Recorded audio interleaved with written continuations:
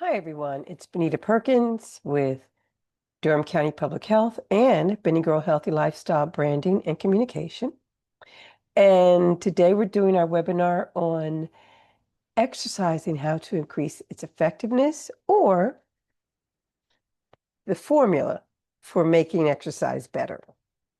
And I think you will find this information useful. We don't have a lot of time during our day. We want to get those workouts in and get them done. So hopefully this will help you to be more efficient and consequently want to work out more because you know you'll get it done. So anyway, I'm going to take myself off and share my screen. So hold on.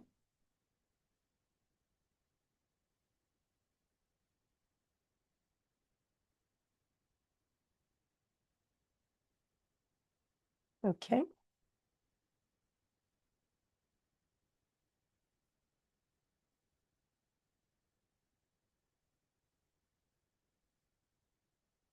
Okay, I hope you can see that. The SMART workout formula, making every minute count. Let me just make sure, hold on one second. I'm sharing properly.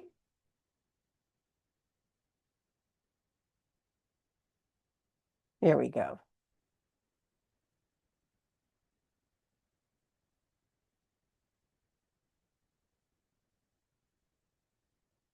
Okay, hope you can see that. There you go.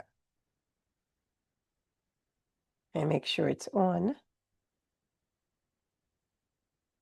slideshow. Okay. The SMART workout formula, making every minute count. For most of us, time is a precious commodity, so we need to make our exercise time count. We are working out to get stronger, lose weight, and just plain feel better.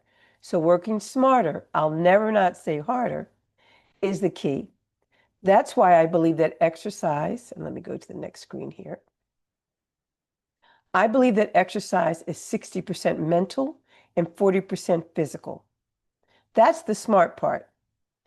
Small tweaks to your workout regime can make a substantial difference in helping you make the most of every sweat session.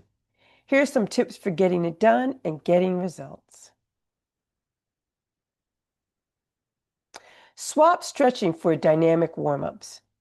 Static stretching involves extending specific muscles and holding the position. For example, extending an arm behind the back to work the triceps is a static stretch. Dynamic stretches involve moving rather than holding a position. So you'll be moving more. And this is an example of a dynamic stretch. A walking lunge, for example, is a dynamic stretch as well. Don't stretch in vain.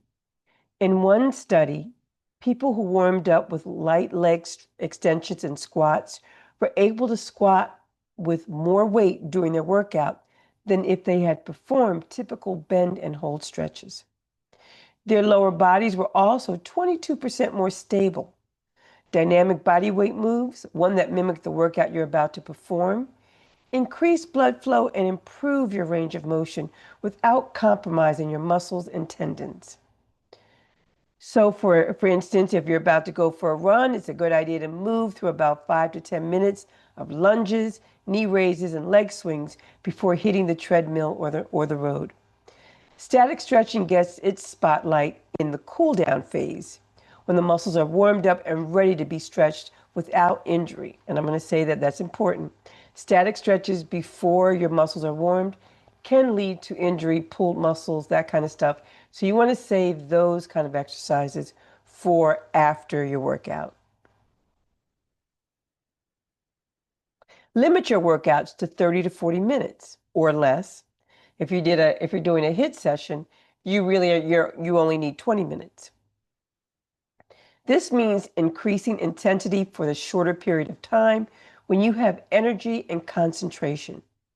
There is not much more benefit working out any longer because you tend to lose that valuable concentration and are probably not getting the benefit for the additional time you're putting in. Go harder, not longer. It's all about increasing the intensity, not the duration.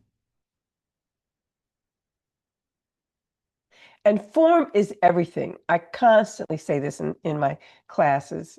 Form is what's going to get you to the next level and what's going to actually make the exercise you're doing worthwhile.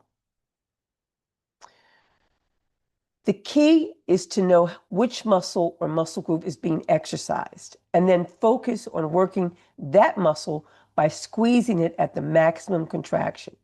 Know the difference between an exercise working a muscle and merely expending time moving a body part. The ability to mentally isolate a chosen muscle is paramount to the actual body movement. For instance, we see this woman doing the bicep curl. Make sure to squeeze the muscle when contracting or bending the elbow to ensure that the bicep is maximally exercised. Merely extending and contracting the elbow joint will not be effective. The same theory holds for tricep kickbacks, which work the area under the arm. You know, that skin that sags under that arm and shakes. Here, the elbow is held stationary, and this, my friend here, Jim Visual, is doing the tricep kickback. So basically, he's extending his arms, and as he extends up, he's contracting the triceps. That is where the muscle work happens. The tricep is worked when the lower arm is extended back, but to complete the move, and the most critical part, you squeeze that muscle, that tricep, as the arm is fully extended to maximally work the muscle. So this is where the mental part comes in for good form. I mean, physical, you're moving your body, but mentally, you have to concentrate. You have to work on exactly which muscle you're working and how you're doing it to make sure to get the best of your exercise time. For the lower body, let's focus on the glutes. And this woman is coming down on all fours. She's going to extend the right leg back up and then lift and lower the foot to the ground.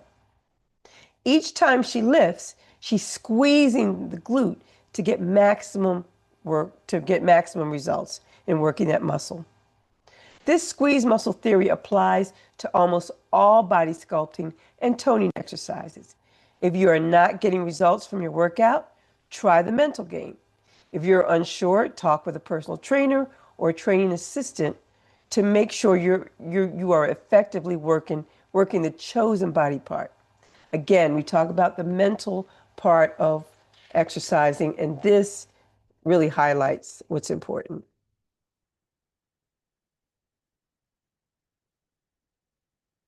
Exercise to failure. So you've got your routine mapped out on your app and you're ready to go. You're going to get way more benefit and results when you exercise to the point that you can't do another rep. This is when your body makes changes. So if you're whizzing through the workout with no fatigue, it's time to move to heavier weights or increase the number of burpees or other body moves till you get to fatigue.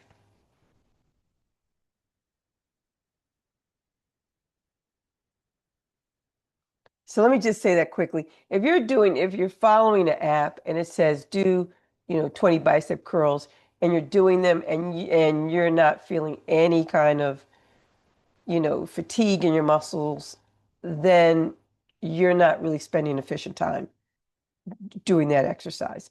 And that's when you have to think about maybe I need to go heavier.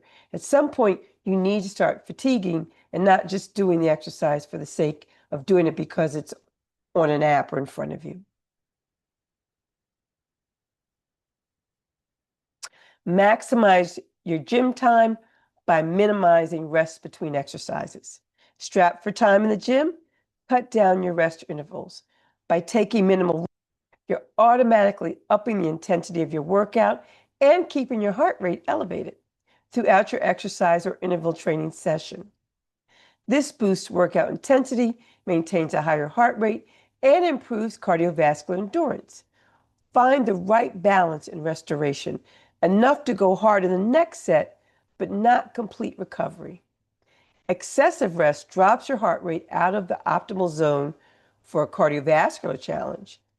And high intensity workouts burn more calories and enhance muscle training efficiency. So here if I use an example of high intensity interval training workouts, which are basically you're working 20 seconds, say 20 to 25 seconds, you're going hard. And then you're resting 20 seconds and you go back and forth, back and forth. Well, to kind of, maybe increase the effect of that workout, maybe you reduce the rest time from 20 to 15 seconds or 10 seconds, and then get back to that, that 20 to 25-second high intensity. It's, kind of figure yourself out. You don't want to wear yourself out either so that you can't uh, complete the workout. So find that balance that's going to allow you to minimize the exercise time, the rest time, if you're shot for time and you're trying to get it done efficiently. Otherwise, you can keep the rest time the same.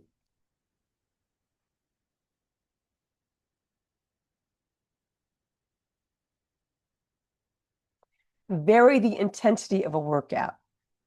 And we're talking about here HIIT or Tabata, same conversation. The high intensity interval training, you're going high, you're working really hard, and then you're resting for 20 seconds, you're going low. So you're varying the intensity of the workout the whole time you're doing it.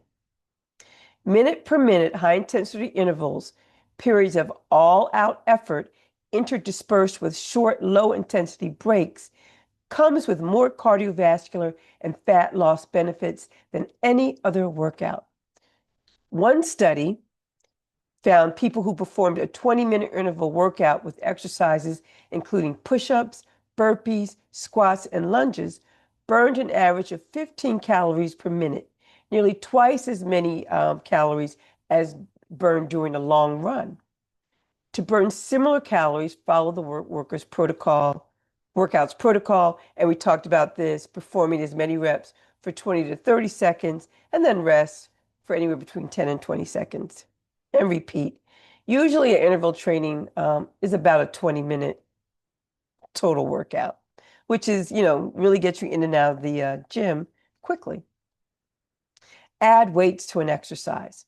While you can get a heart pumping workout using only body weights, adding in weights gives your muscle an extra challenge. If you feel like you've mastered moves like basic squats and lunges, try holding a set of dumbbells or a medicine ball to make these types of bodyweight moves more challenging and effective. In some of my Zumba classes, which are only a half hour, we grab a set of light weights while doing the workout so folks feel the burn while they're working out. And it really does add intensity to that Zumba workout.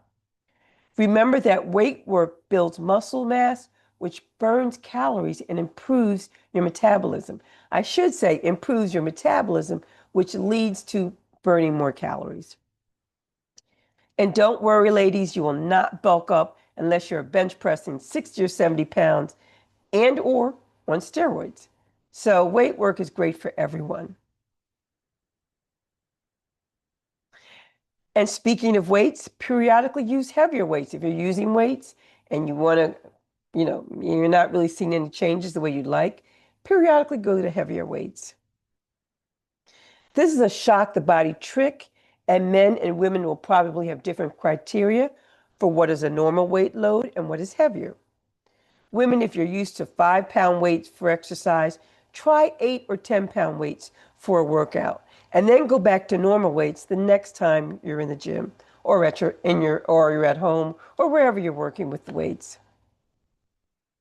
Your muscles will respond beautifully, increasing tone and consequently metabolism as well.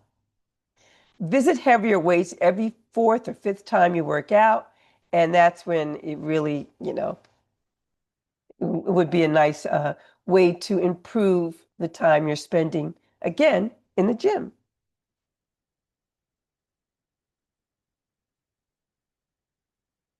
Okay. And men, if you're doing this, maybe you're normally picking up 15 or 20 pounds. Now you want to shock and go a little heavier. It really just depends on men and women what you're used to.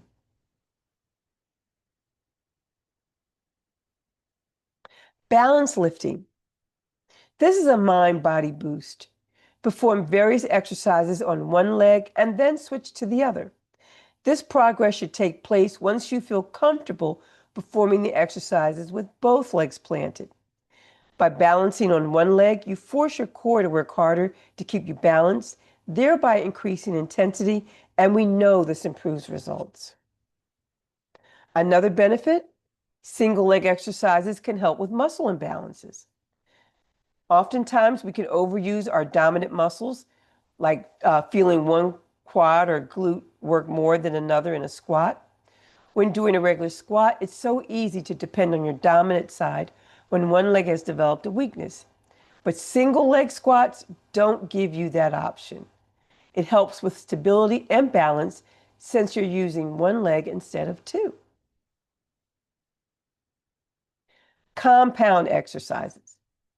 These are exercises that work multiple muscle groups at the same time. You know those burpees, which this woman is doing that you hate? The reason they are so effective is that you are working multiple muscles and getting your heart rate up with one exercise. Genius. This gets back to compacting intensity into a shorter time period to get the bang for your time in a gym. With burpees, you're squatting, you're jumping to get your heart rate up. So the squat is for the quads. You're jumping to get your heart rate up, and you're lifting your arms to work those triceps. If you add a push-up, well, now you've added another element to the workout. Do 10 of these twice through doing your workout, and you've accomplished a lot. And nutrition. For water, be sure to hydrate throughout the day. It takes a couple of hours for your body to absorb the water, so you can't just drink right before you exercise. Losing just 2% of your body fluid in body weight in fluids, and that means you're just sweating out. I shouldn't say, yeah, losing body weight in fluids can make your workout feel harder. I think 2% is a lot of body weight to lose, but in general, if you're losing fluid before you work out, you can make your workout feel harder. Reduce your exercise performance and reduce your body's ability to recover after you leave the gym.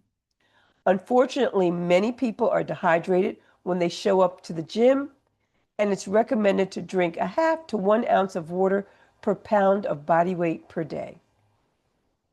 Carbs. Make sure you have good carbs in your system before a workout. They are the main source of our body's energy fuel, and without them, you may not be able to put your best effort forward, which is important for an efficient workout.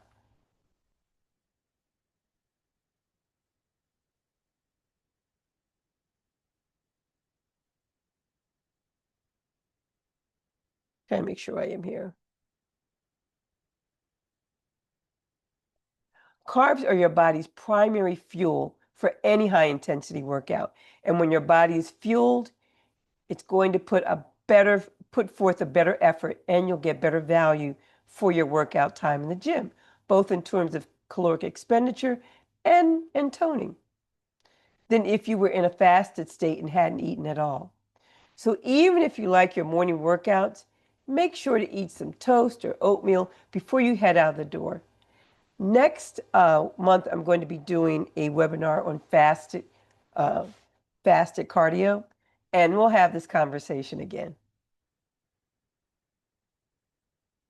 Put on pump up music. Competition. A study published compared different ways that fitness routines motivate people to work out and found that competition was a far stronger motivator than family support. Attendance rates were 90% higher than in the competitive groups than in the control groups. Think about your own experience. That you can do a text from your best friend may be appreciated, but is it really going to motivate you to work out any harder or more frequently? We're more likely to get those extra steps in when we're engaged in a Fitbit challenge, or run a little faster when the person next to us on the treadmill is closing in on 6 miles per hour. It's just a little push, just being aware of what other people are doing. It can kind of motivate you to work a little harder. Put on pump up music. Positive self-talk isn't the only way to get in the right mindset. Making a soundtrack of your most loved jams won't just put you in a good mood, it may also improve your workout performance. Small research efforts found positive associations, which concluded that people who listened to their preferred music they liked, during their warm up, had improved exercise performance compared with listening to no music or listening to music they did not like. That's kind of a no-brainer, but you definitely, when you hear music you like, you kind of want to move around a little bit, get your body pumping. Put your phone on airplane mode. This is a euphemism for don't look at your phone while working out. Resist the urge to chime in on your group text or check that, WhatsApp message. Your workout is the time you get to invest in yourself, so turn your phone on into airplane mode to avoid unnecessary distraction. Even better, if you don't need your phone for music or any workout apps, leave it in the locker room. The workout grams can wait. Invest in a heart rate monitor. Technology now has it that I think everyone should have a heart rate monitor because it just gives you a lot of information about how you're moving during the day, period. Wearing a heart rate monitor can give you an idea of your intensity level by measuring how fast your heart is beating, measures that heart rate, and this can help to make sure you're not overdoing it on the intensity every day, since not every day should be a tough day. And it can show you when you should be pushing a little harder if your heart rate is not where you want it to be in your workouts. Many heart rate monitors also track your resting heart rate throughout the day, which can give you insight on how well your body has recovered from a workout. A significant dip or spike in your average resting heart could mean that something's up. It's just something to know more about your body. And again, in terms of improving your performance, if you have a targeted heart rate, you're going to try to work really hard to get there, which is going to improve the time you spend in the gym. And get a workout buddy. In one study, cyclists who exercised with a partner pedaled almost twice as long as those who rode solo. Having someone else around pushes you to perform your best and even make workouts feel less difficult. The result? You can exercise a little longer and harder and get more out of your trip to your get more out of every trip to your walk, run, or in the gym.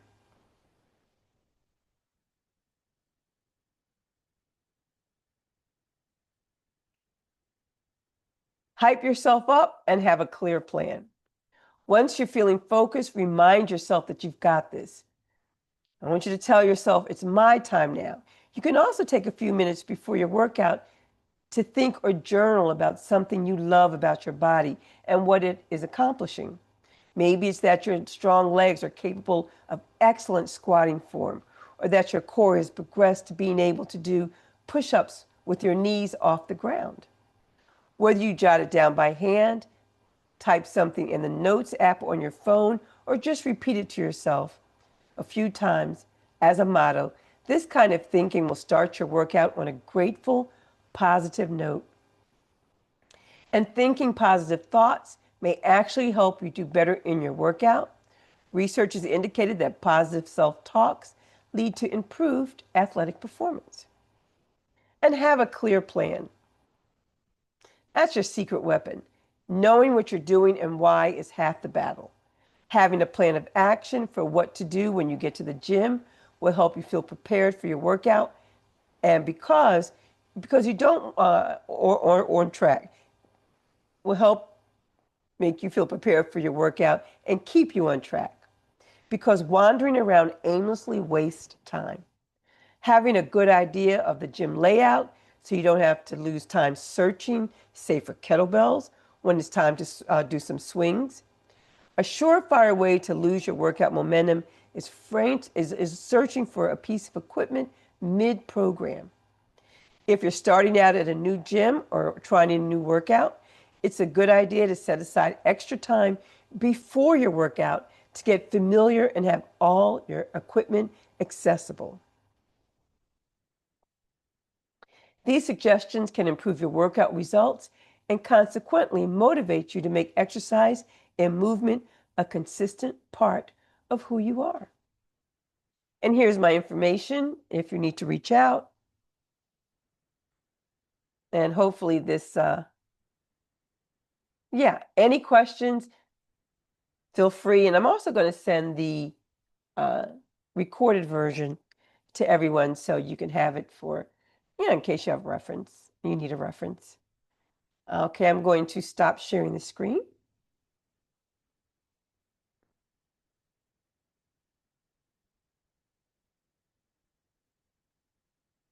There we go. And I hope this information was interesting or made sense. Are there any questions? Feel free to. Unfortunately, we're on GoToWebinar, so you can't just come off the chat. You have to type in your question. So, Rebecca. Yes, I'm glad you were working out while we were doing the, doing some of the routines in the webinar. And I'm glad you thought that the points were good.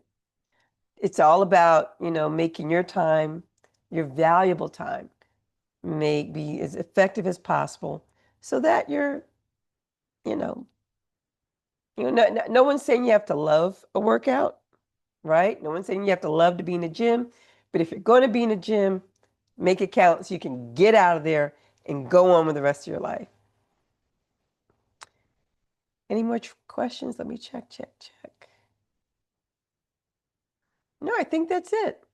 So anyway, have a great rest of the day, and I'll see you next month when we talk about fasted cardio. Bye-bye.